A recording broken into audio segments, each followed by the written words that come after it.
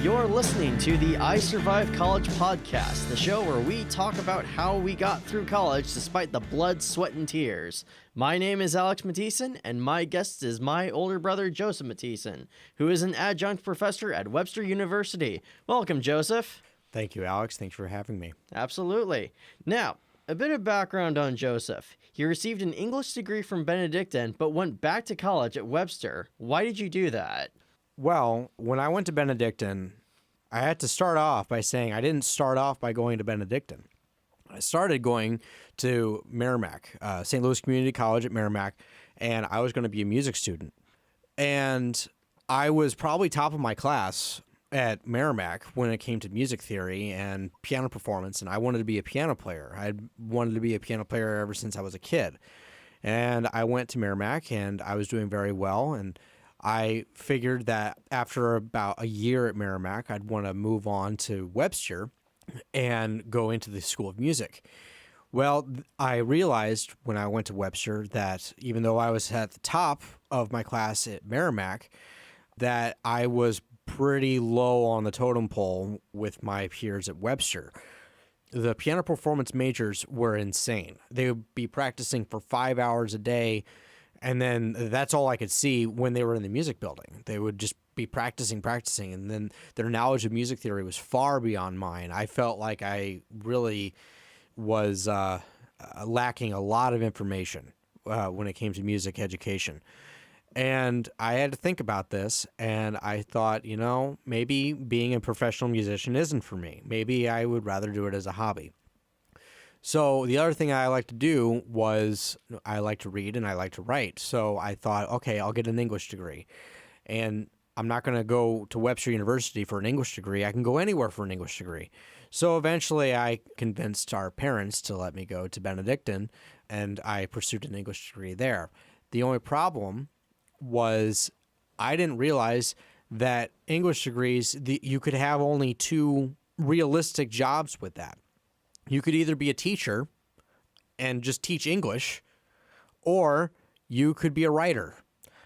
And the problem with being a writer is that you actually have to produce something. And while it kind of sounds silly for me to say it like that, when I would think about producing something, that actually means that you've got to sit down, write out a book, somehow get an editor to look at your book, and convince them to give your work to a publisher, and then they take a cut, and then you get a cut from that, and then you get your money from that, hopefully, and then you're under contract to write more books.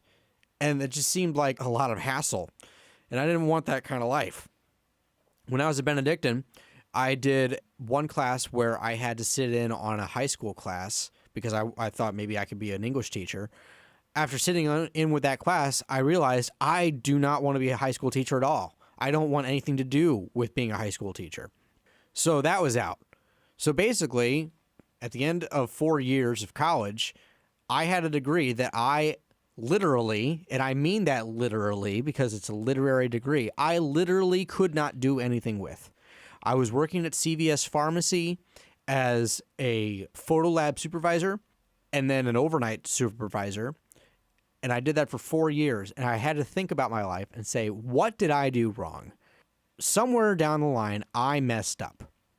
Now, I shouldn't say this like I regret getting an English degree, because it's actually put me a step ahead of my peers in the audio world.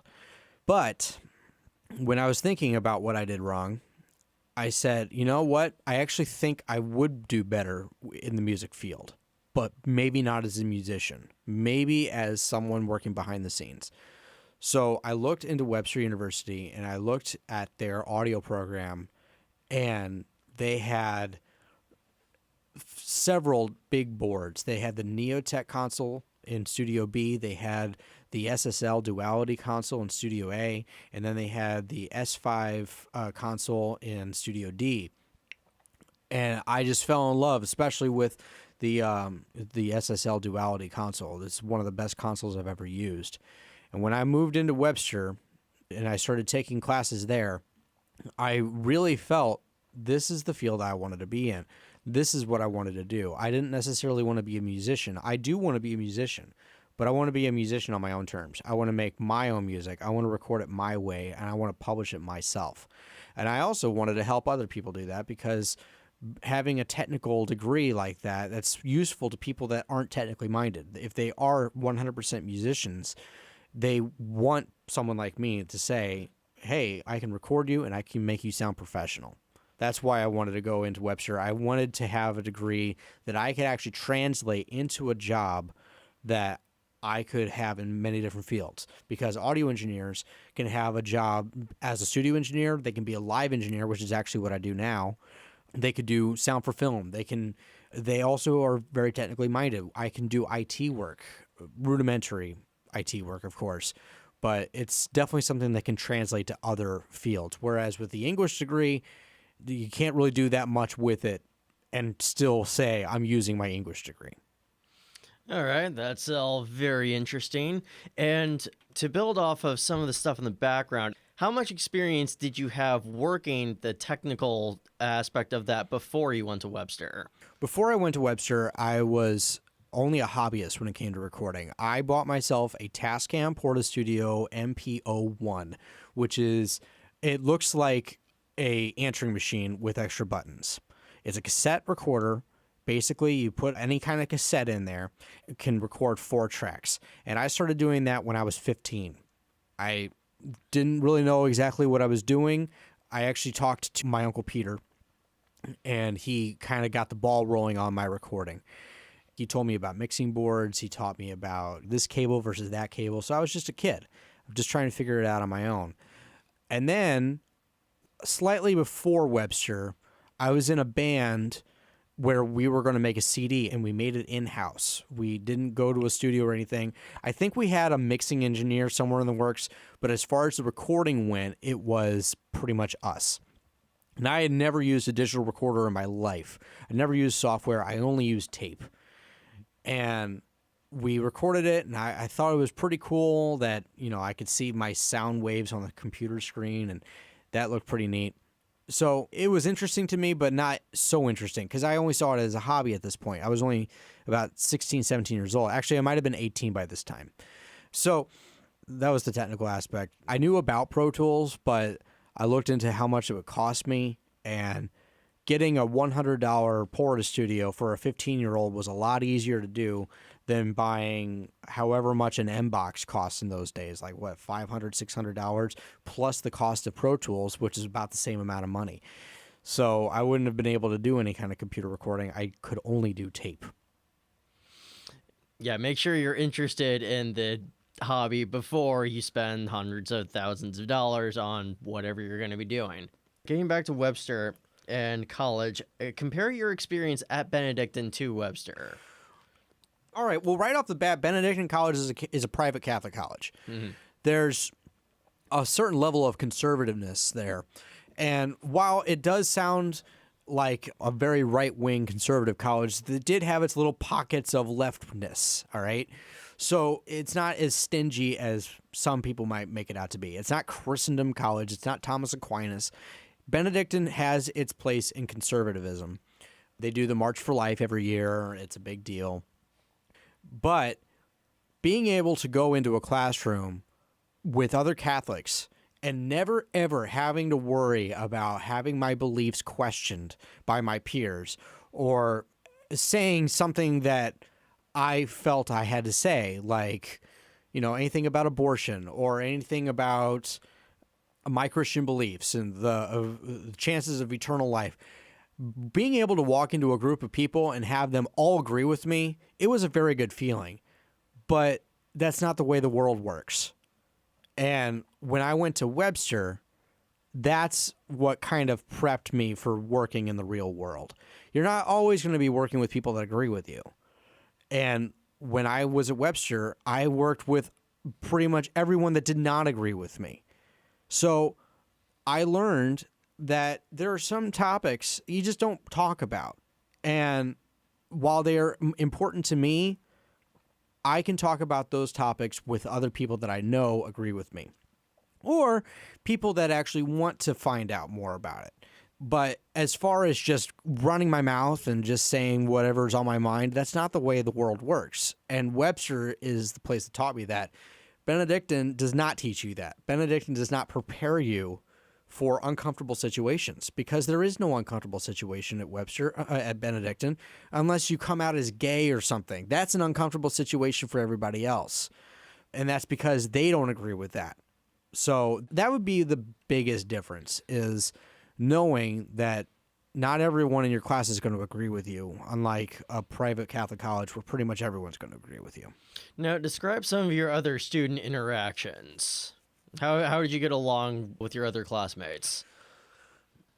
Well, I got along pretty well with my Benedictine classmates. I was in the English club, so we did a lot of things as a unit. There's a certain type of clickiness, even at Benedictine, because if you're an English major, chances are you're friends with a few history majors and even a few philosophy majors. You're probably not going to be hanging around with the business majors a lot. So I didn't know anyone in the business school at Benedictine. I really only knew people that were in my direct field. So history majors, English majors, philosophy majors, even theology majors. So that was kind of my interaction with students at Benedictine. I hung around with the nerds a lot. So we played Star Wars Trivial Pursuit a lot. We played Super Smash Brothers. We played Dungeons and Dragons. And all the people that were involved with that kind of group, they all kind of study the same stuff. The business majors, even though, I'm sure that there's a few of them that probably play D&D, they are more about the business side. Now, when I moved over to Webster, there was not so much of a nerd culture at Webster. It was more about the business. And that's because the type of field that I was looking into wasn't so artsy. I mean, it was musical, but it wasn't bohemian, if you understand the use of the term bohemian here. We weren't all a bunch of artists and poets all sitting around a campfire. We were technical engineers sitting around a console mixing an artist that was sitting around a campfire. It's more of a technical business side. So you're at Webster and you're going back to school to get another bachelor's degree, but you're working full time at CVS. How did you get through that? Well, it was incredibly difficult at first. The first thing I had to say, I went up to my boss and I said, I just got accepted into Webster's School of Communications as an audio degree seeker. I got hired at CVS because I had a bachelor's degree. And she was all like, oh, well, that's lovely. Congratulations. Now, what I had to do at first was I couldn't take a full load. I could only take maybe 1 or 2 classes a semester, and that was it. Fortunately, though, and this is for anyone that ever wants to do this, once you get one college degree, you don't ever have to take gen eds again. I never had to take another English course. I never had to take a math course or a science course. All I had to do was do the core general requirements for my degree. So I could take all the audio courses I wanted to, and I also had to take the METC courses at Webster. So that would be your, what's an example? Law in the media, ethics in the media. I had to take classes like that, of course. I couldn't just take audio courses. But it cut down the college time a lot. Now, I actually spent 4 years at Webster, but that was only doing part-time of the work. Now, eventually, I was able to pull in 12 credit hours a semester. Any other university on the planet, 12 credit hours would be considered full-time. But for some reason, Webster says 13 hours and up is full-time. Now, this might have played into my advantage when it came to financial aid. If I was a full-time student, I would have had to take out much heavier loans to do 13 hours or more. But since I was doing 12 credits, I actually think that my student loan came out a little less than normal. Still quite a lot of money, but it's a little less than I think a full-time student would have gotten. Because full-time students also they have to worry about room and board. They have to worry about their student loan paying for the books. So my student loan pretty much just covered my classes and my lab fees, and that's all I really had to worry about there. Now, the reason why I was able to pull in 12 credit hours was because I was working as an overnight shift manager at CVS. So I was working days when I first started at Webster, and I thought, to make it easier on myself, maybe I'll work overnight and I will go to class during the day. Now, that sounds crazy. It sounds absolutely crazy. And me being 31 years old, looking back at what I was thinking when I was about 23, 24 years old, I would have said that guy is insane. Why is he doing that to himself? Now, there were two things that were helping with this. One, I was young. I could handle overnights, and I could handle all-nighters. I was still in that mid-20s high energy way of life. The other thing was, even though I was only taking 12 credit hours, I would make sure that the classes I was taking were either one day a week or only on certain days of the week. And I could balance out my schedule so that, let's say I worked late night, Tuesday, Thursday, Friday, Saturday, and Sunday. Well, that meant that my Mondays and Wednesdays were almost completely free. So I could have all my classes on Mondays and Wednesdays, and I would only have to work about Tuesday, Thursday, Friday, Saturday, Sunday, or whatever it was. So I was able to kind of work it out. Now, looking back on it, it was a very crazy thing to do, but I got through it, and I got through it pretty well. I never failed a course, so I must have been doing something right. It's always a good thing never to fail a course. Yes, You'll be it is. doing all right. As long as you don't fail, you're good to go. Exactly. All right. So you were at Webster for 4 years, and you went through the undergrad experience and the graduate experience. Tell us about some of the work you made during that time. All right, so audio students, if you talk to any of them, and I mean any of them, you can talk to audio students that were students back in the 80s. You can talk to audio students that are there right now. They will tell you that they are still doing the same projects. And there is a particular song that just brings back any kind of horrific war nightmares back. And that is the Billy Joel Easy Money editing. Everyone hates this song. It is one of the worst songs I've ever heard in my life. And that is not because I worked on it for about 8 hours, listening to this song on a loop all that time, trying to make my edit sound absolutely perfect.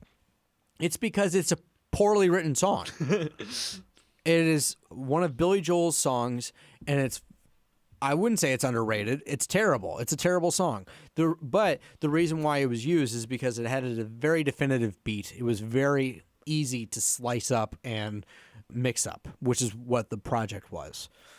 But everyone hates that song now. And if you even so much as play the first 3 notes of that, which is, I believe, 3 snare hits and a kick before the if you play any part of that around an audio major, they will turn and look at you with the most hateful look on their face, and they don't even have to tell you turn off that garbage because they know this is a torture method. So that's probably the most infamous project. Then we also had a project in multi-track recording where we tried to replicate a Beatles recording session. We recorded it on actual tape. We had musicians in the class that could play guitar, bass, drums, sing, play piano if they had to. They would come in. Someone would play producer, someone would be the chief engineer, someone would be the tape op. So we treated it like it was a real Abbey Road studio session. And then once we got that recorded on a tape, then our job was we had to be a mixing artist, a mixing engineer. So we would take the tape, we would put it in Pro Tools, we'd do a mix, and then we present that to the class. So that was another big project. Then over on the other side of things, there were a whole lot of projects. I think one of my all-time favorite projects was the audio comic book, where you had to take a comic book and have people voice out the characters in the narration, and you basically had to make that comic book come to life in an audio world. So you're basically making a radio play out of a comic book.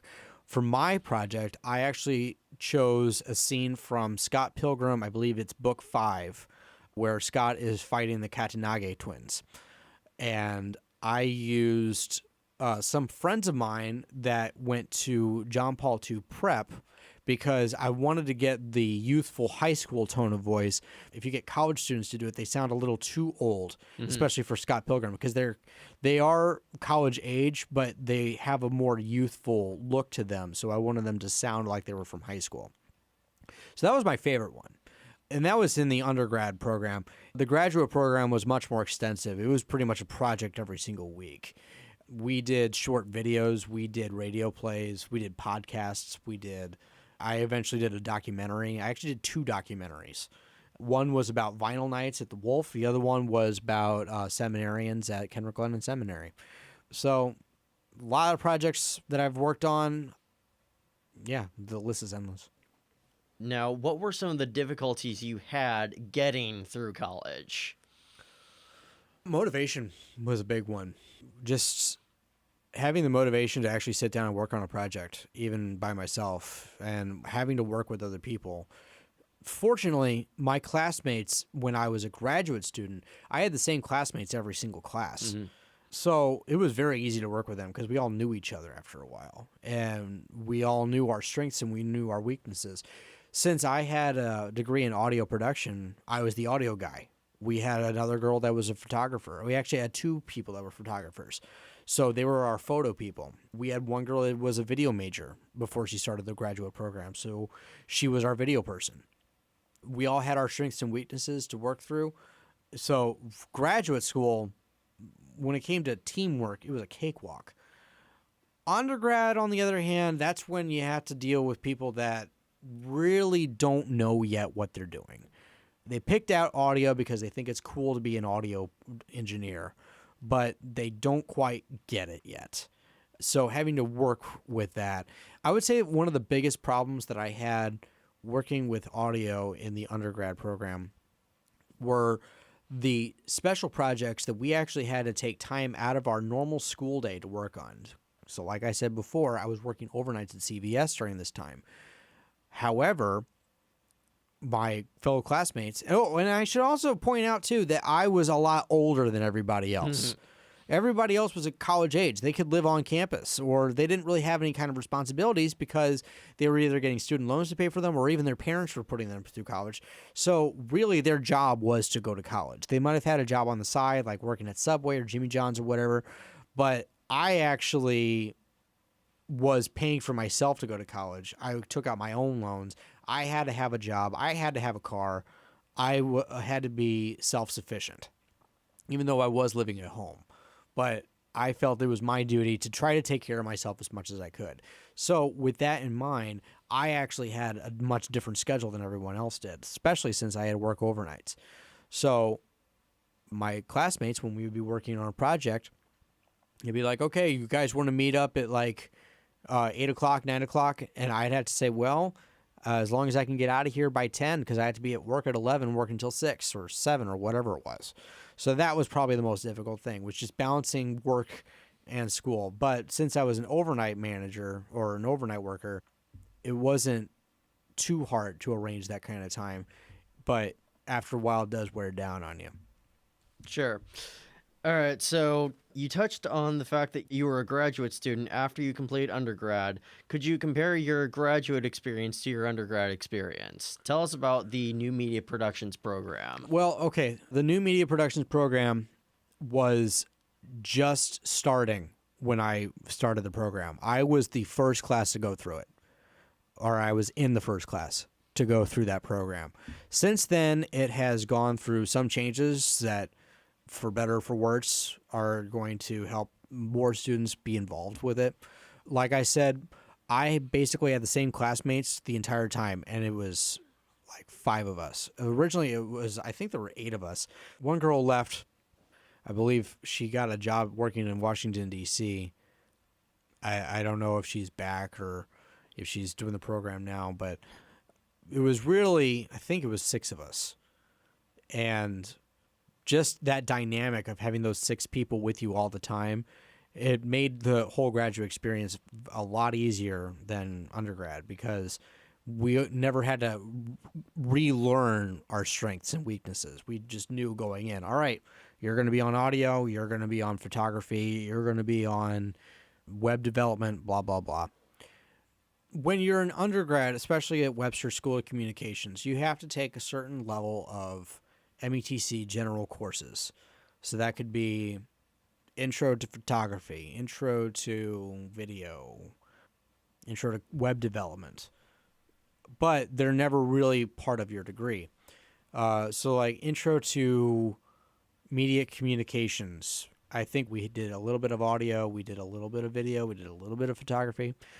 So a lot of the classes for the new media production were more or less those same classes that you have as those general courses in the School of Communications, except they're on a graduate level. So I believe the first class that you take in the new media program is Intro to Media Tools. And that's, for me anyway, I don't know how the class is being taught now, but it was Intro to Media Production only on a graduate level. So we learned about how to do a composite picture in Photoshop. We learned what f-stops and apertures and ISO settings matter on a camera. It was more of a refresher for everyone that already knew that stuff, and it was a way for us to learn. For people that have never touched a camera in their life, it was basically leveling the playing field, making sure everyone was on the same level. Sure.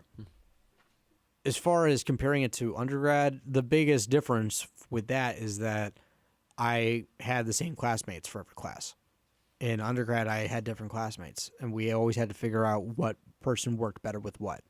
So now, was there an adjustment period to taking classes that were 8 weeks instead of 16 weeks? No. I actually think that Webster did a very good job of engineering these courses so that they could be taken in 8 weeks. It broke up the monotony a lot. We're going instead of having, so I would take.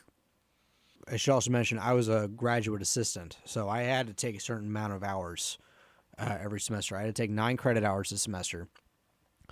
So that was 2 classes one quarter and 1 class another quarter. So having the shorter classes and being able to move from one class to another, bam, bam, bam, it took care of any kind of boredom. Because, if you're in a class for 16 weeks, after a while, you're like, oh, how much longer is this? Oh, my gosh. Is it finals yet? I want to get out of here. I don't like this teacher anymore. So, yeah. So it's all about making sure that you're not bored. And the amount of information that we needed for each class wasn't as much. You can look at it this way. A survey course can be done one of 2 ways. It can be super in-depth about one particular aspect, or it could be very shallow about a lot. And I feel like each one of these courses was the former. It's about a specific topic, but it's very in-depth. So one of the classes was photography workflow. It wasn't necessarily about how to take a good picture, because the class is already assuming you're a graduate student. You should know how to take a good picture. Now, we're going to explore how to make your work process better. What paths do you take in Photoshop to make your project work seamlessly? What habits should you have when you go into a new project? Should you just go at it blind and just kind of figure it out as you go? Or should you have a plan at the beginning? So that's what that class was all about. So the classes with the new media program were more about specific topics, but very in-depth, as opposed to the undergraduate, which is kind of going over everything in very little detail. All right, we're just about out of time. We have time for one more question. Do you have any final words on your whole college experience? Anything you want to end on?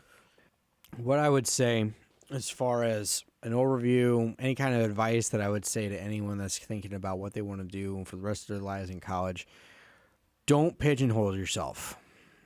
It doesn't matter what degree you have. Kind of find a spin on your degree that can guarantee you a career. So, for example, if you're a musician, get your music degree. But if you're trying to figure out what your minor would be or anything like that, get something related. Get something technical. If you're a musician, minor in audio engineering, or I don't know, if you're going to be a musician, you might be doing a lot of stuff in bars. So Why don't you get a minor in restaurant hospitality or something like that? So there's something that can translate into a job just in case you can't get the dream job that you always wanted. If you're an art major, don't just be an art major. Learn about graphic design. Learn about C++, C#. Learn how to code, because graphic designers are in high demand, whereas, art designers, they're, they have their place, but they're not always needed. Whereas coders are always needed. Everyone's looking for someone that can code. And if you've got that artistic edge, you want to translate that into a technical field so that someone will say, okay, well, we have no need for someone to paint a mural on the side of our building, but can you fix up some of the graphic flaws that we have on our webpage? Yes, I can, because I have a background in that. If you're an English major, like I was, I would also go with coding on that. Only maybe not on so much as the technical stuff, but learn how to operate a web page. Learn what content needs to be put where. Get a degree in social media marketing or something. But don't ever just pigeonhole yourself to one degree, because those general degrees like English degrees, history degrees, unless you really, really want to be a teacher, try to get a degree that can be used for other things. All right, that was Joseph Mathiesen and how he survived college. So thank you all for listening, and follow us on Facebook and Twitter. Thank you very much, and have a nice day.